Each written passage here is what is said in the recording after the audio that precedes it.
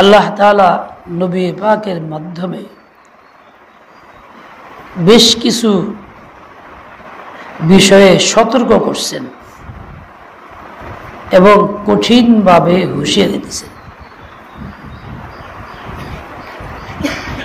রাসূল আকরাম সাল্লাল্লাহু আলাইহি ওয়াসাল্লাম উম্মতের খায়ের খাহ কল্যাণকামী,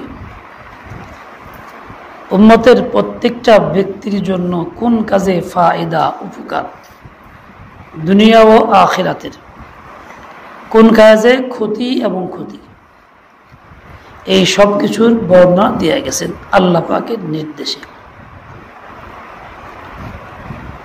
ইজমালি কথা হইল আল্লাহ পাকের নাফরমানি, গুনাহের কাজ এই সবই উম্মতের জন্য অত্যন্ত ক্ষতির কারণ,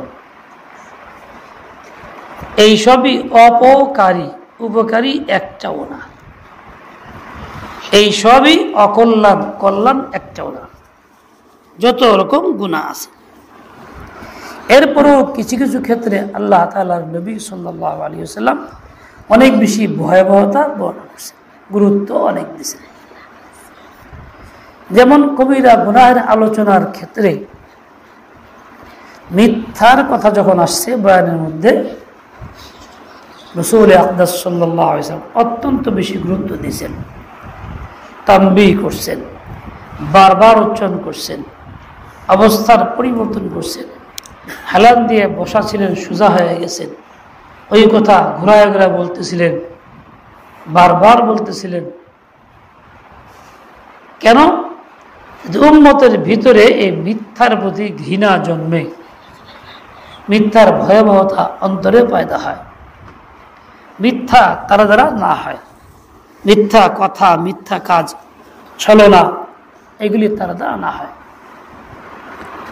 এই জন্য আলা ওয়া কাউলুজ জুর, আলা ওয়া কাউলুজ জুর, আলা ওয়া কাউলুজ জুর, এরকম 2-3 বার পর্যন্ত খবরদার, সাবধান, মিথ্যা কথা, সাবধান, মিথ্যা কথা, এইভাবেই বলছেন।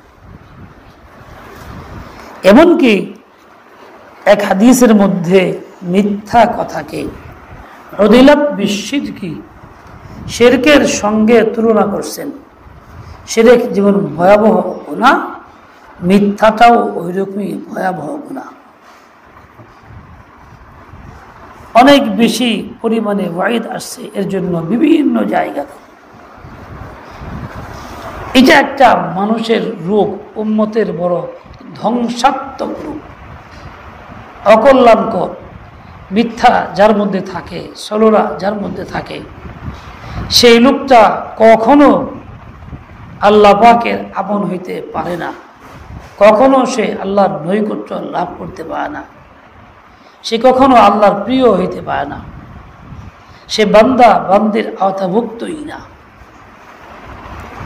এরকমভাবে হালিকা সম্পর্কে রাসূল আকরাম সাল্লাল্লাহু আলাইহি ওয়াসাল্লাম খুব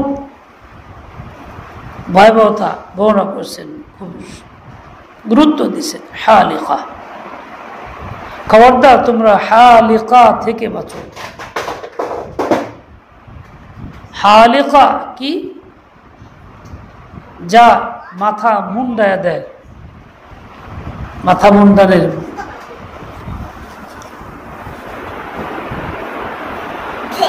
মেশিন, পত্র, বস্ত্র, শব্দের অর্থ এই দাঁড়ায়। এটা বললে হয়তো আমরা বুঝবো বুলেট কিংবা খুর বা আধুনিক যুগের মেশিন ইত্যাদি। রাসূল আকরাম সাল্লাল্লাহু আলাইহি ওয়াসাল্লাম পুনরায় আবার তানবীহ করে বলছেন, আলা ইন্নাহা তাহলিকুদ্দীন লা বাল লা তাহলিকুশ শা'r। নরেকো যে হালিকার কথা বলছি সেটা হলো মানুষের মাথার চুল কাটে, নাইরা করে দেয়, সেটা না, বরং দিন ধ্বংস করে দেয়, সেটার কথা বলছি। হালিকা 2 রকম, একটা মানুষের মাথার চুল কাটা শেষ করে দেয়, মুন্ডায় দেয়, আর একটা মানুষের দিন, ইসলামকে, ধর্মকে একেবারে খতম করে দেয়। চুল শেষ করে কোনটা? ব্লেড হোক, খুর হোক, কেচি হোক, বা কোনো মেশিন হোক, ইত্যাদি ইত্যাদি। আর দিন ধ্বংস করে কোনটা, দিন খতম করে কোনটা? সেটা হলো ঝগড়া। সেটা হলো ঝগড়া, পরস্পরে ঝগড়া, একে অপরের সাথে ঝগড়া। এই ঝগড়াটা এত মারাত্মক রূপ, উম্মতের ধ্বংসের কারণ। এটা মানুষের দিনকে একেবারেই চাইছে শেষ করে দেয়। ঝগড়া যদি হয়, ঝগড়াকারী ব্যক্তির দিন থাকে না, খতম হয়ে যায়।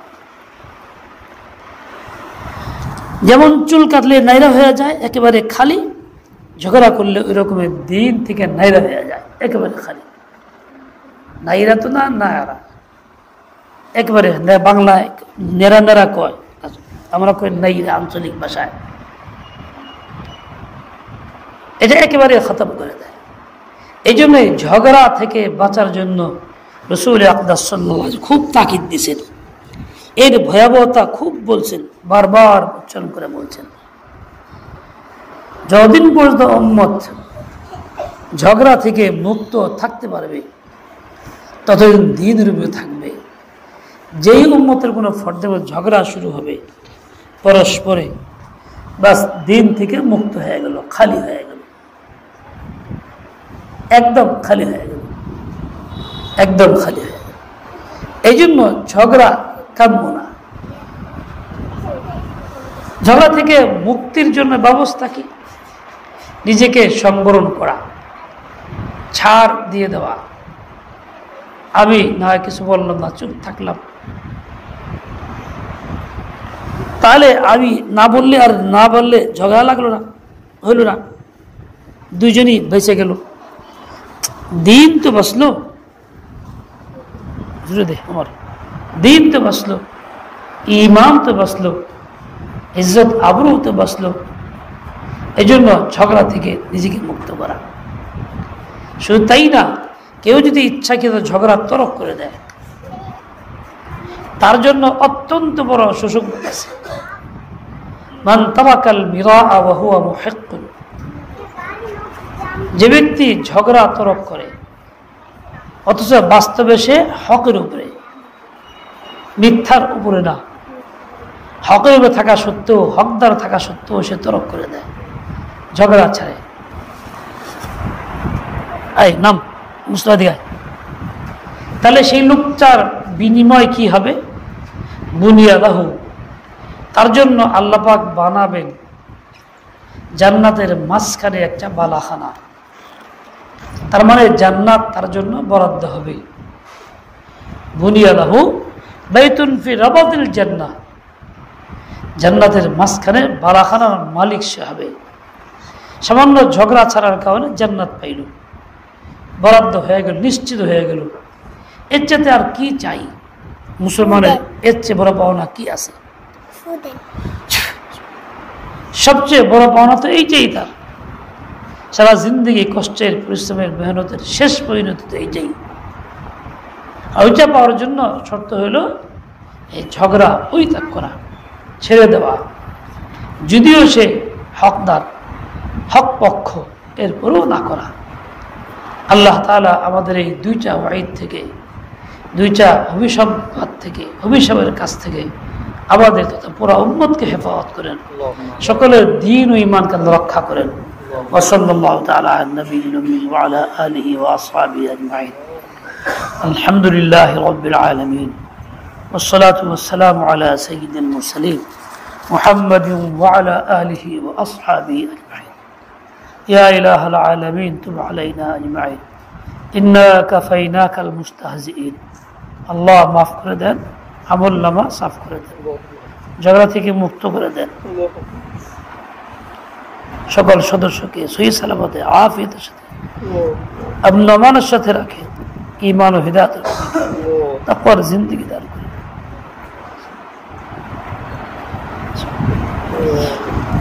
উম্মতে মুসলিমাকে হিদায়াত উঠায়া দেন।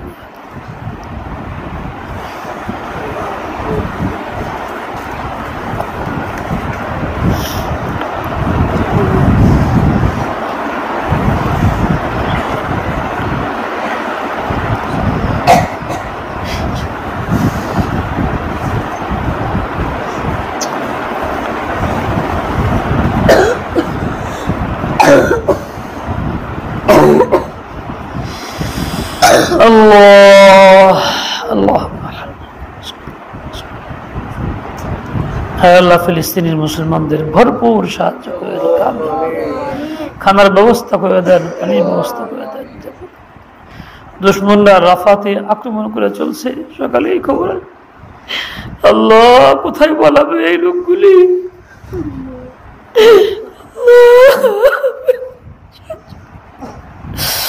সাহায্য করেন আল্লাহ, দুশমন থেকে নিরস্ত করে দেন, ধ্বংস করে দেন, অস্ত্রাগারকে বাতিল করে দেন। 8টা মাস হয়ে গেল প্রায়, মুসলমানরা কোনো জবাব দিল না। ও আল্লাহ, এভাবেই মুর্দা হয়ে গেল। মুর্দা দিলকে জিন্দা করে দেন, মুর্দা দিলকে জিন্দা করে দেন আল্লাহ, খায়ের ফয়সালা, ঈমান তাজা করে দেন ইয়া আল্লাহ।